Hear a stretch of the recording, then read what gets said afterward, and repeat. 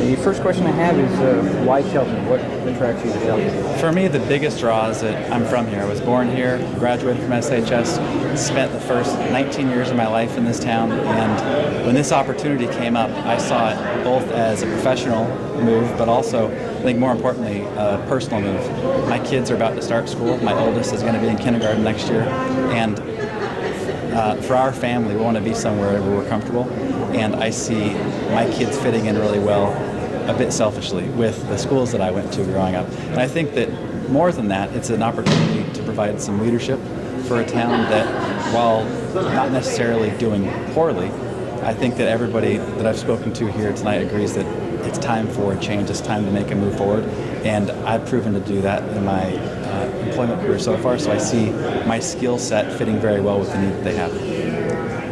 Obviously, you've been around Shelton here now for years.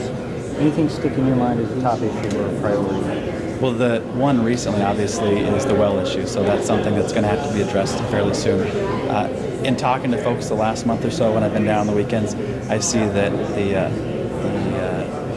folks that are struggling to get by, the old model of getting a job at the mill and having a comfortable life off of a mill income certainly is not available at this point.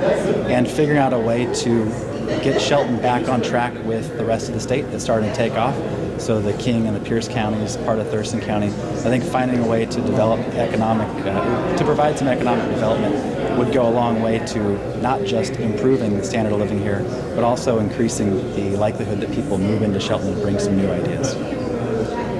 Familiar with the three-member commission form of, would you be opposed or support an expansion of that? That's not really an issue I've researched that much. I've researched this commission. It's also probably not something that anybody would ask me for my opinion on in terms of a decision. But I know that I work with a 7-person commission now at Pierce Transit. I've worked with school boards that are small and big, never one of a number of 3. But to me, it doesn't matter because I think that the goals and the values are going to be the same.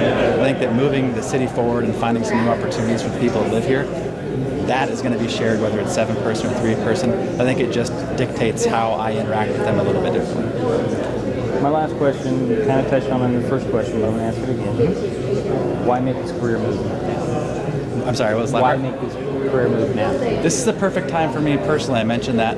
But in terms of my leadership style, I am somebody that likes to come in and kind of steer the ship back in the direction that it needs to head. And I think that in speaking with the commissioners tonight and speaking with people that work for the city, there's a sense, I think, when you talk to people that the city needs to head in a different direction. Not necessarily a complete change of course, but a realignment with getting the fiscal house in order, making sure that there's some economic development that makes sense for this area.